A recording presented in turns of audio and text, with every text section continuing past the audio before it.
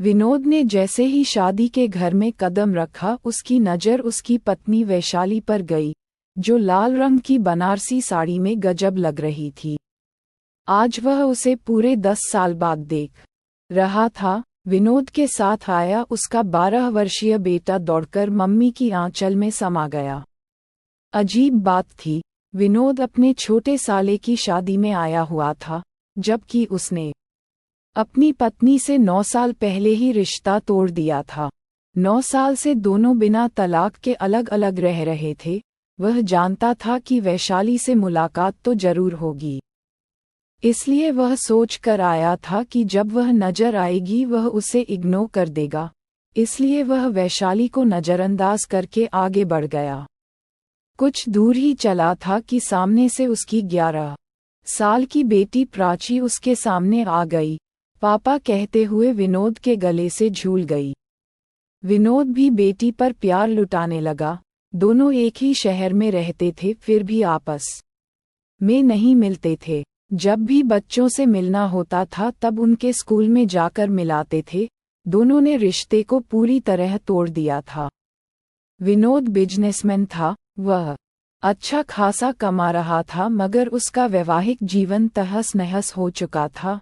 वैशाली एक सरकारी बैंक में मैनेजर के पद पर कार्यरत थी।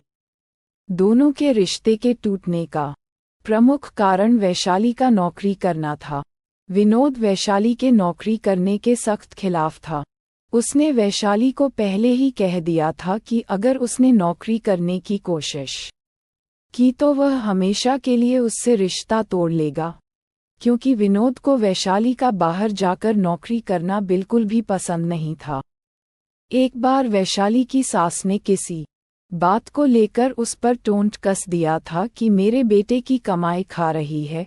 वैशाली एक प्रतिभाशाली लड़की थी। वह अपनी सास की इस तंज को और अपने पति की बंदिश को झेल नहीं पाए और चुपके बैंक का एग्जाम दे दी और संजोगवश उसमें पास भी हो गई। जब विनोद को पता चला तो उसने साफ साफ कह दिया कि ज्वाइन करते ही उनका रिश्ता खत्म हो जाएगा। वैशाली ने जीत करके ड्यूटी ज्वाइन कर ली। उसी दिन से दोनों के रास्ते अलग अलग हो गए। वैशाली बेटी को साथ लेकर उसका घर छोड़ आए। बेटा विनोद के पास ही छोड़ दिया।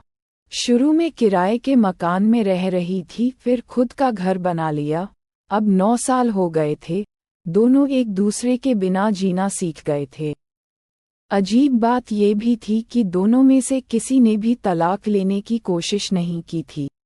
दोनों आज भी संवैधानिक रूप से पति पत्नी थे, मगर ईगो और जीत के कारण दोनों के बीच में फासले बहुत ज्यादा हो चुके थे। ऐसा भी नहीं था कि रिश्तेदारों ने उन्हें समझाने की कोशिश नहीं की थी, मगर दोनों ही जीत पर अड़ गए थे। विनोद के अपने ससुराल से आज भी संबंध अच्छे थे, इसलिए वह शादी का कार्ड देने पर शादी में चला आया था। दूल्हे को हल्दी लगाई जा रही थी, फिर हल्दी के बाद दूल्हे को तेल चढ़ाने का कार्यक्रम शुरू हुआ। सभी लोग जोड़े से तेल चढ़ा रहे थे। जब विनोद का नंबर आया तो वह अकेला ही तेल चढ़ाने लगा, तो उसकी साली बोली, जीजू मैं बना लेती हूँ आपके साथ जोड़ा, दीदी तो आएगी नहीं। इतना सुनते ही पता नहीं वैशाली को क्या हुआ, वह झट से विनोद के पास आकर खड़ी हो गई। फिर दोनों ने मिलकर रस्म निभाए। 9 साल बाद ये पहला मौका था जब दोनों इतने करीब खड़े थे।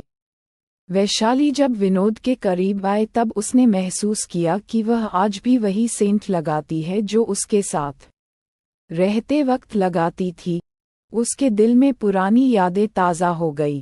जानी पहचानी खुशबू से वह एक बार फिर भाव विभोर हो गया। वैशाली ने भी गौर किया कि विनोद ने आज भी हाथ की कलाई में मौली बांध रखी थी। यह आदत उसने ही विनोद में डाली थी। वह हाथ में घड़ी नहीं पहनता था, इस कारण कलाई सुनी सुनी रहती थी। तब एक दिन वैशाली ने उसके हाथ मौली बांध दी थी। बांधते हुए बोली थी, सुना हाथ अच्छा नहीं लगता, इसलिए ये लाल धागा बांध रही हूँ। ये शुभ भी रहेगा और आपकी रक्षा भी करेगा, मगर इसे राखी मत समझ लेना, पत्नी हूँ आपकी।